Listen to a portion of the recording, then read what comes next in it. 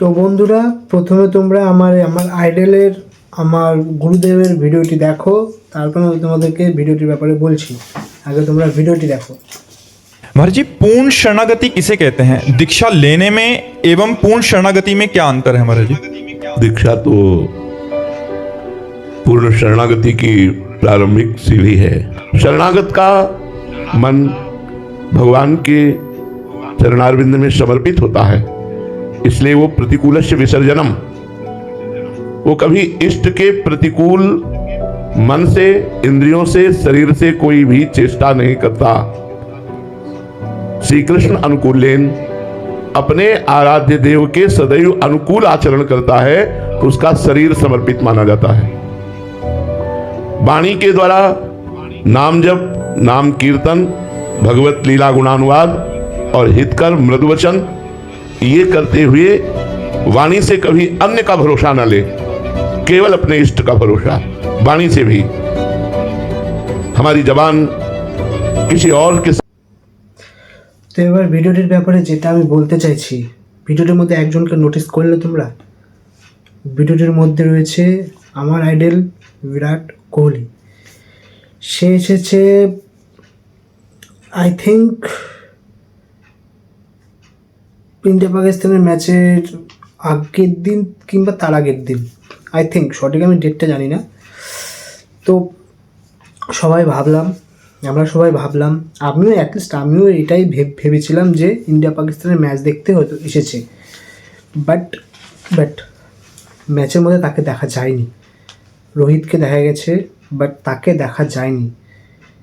Sorry, Rohit শর্মাকে দেখা গেছে, but তাকে দেখা যায়নি। তাকে কিনা দেখা গেল 17 তারিখে, গত পরশু 17 তারিখে তাকে কিনা দেখা গেল প্রেমানন্দজি মহারাজের কাছে বৃন্দাবনে। এর আগে দেখা গেল মুকেশ আম্বানির ছেলের বিয়েতে সব বড় বড় সেলিব্রিটিরা আসলো, বাট কোহলিকে দেখা গেল কোথায়? প্রেমানন্দজি মহারাজের কাছে। না মানে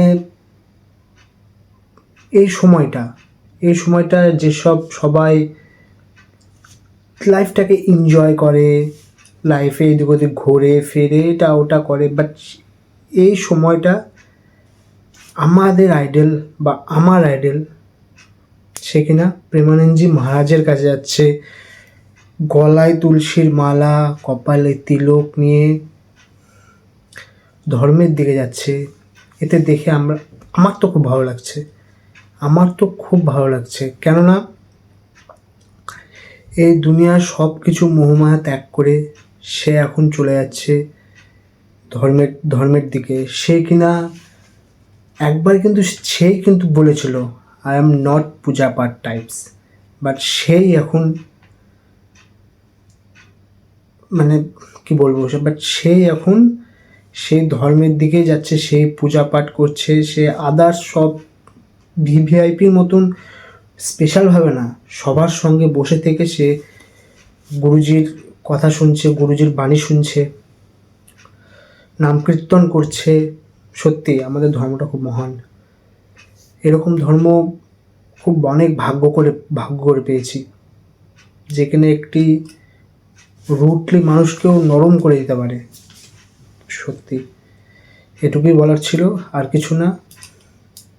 ভালো থাকবেন, সুখে থাকবেন। রাধে রাধে।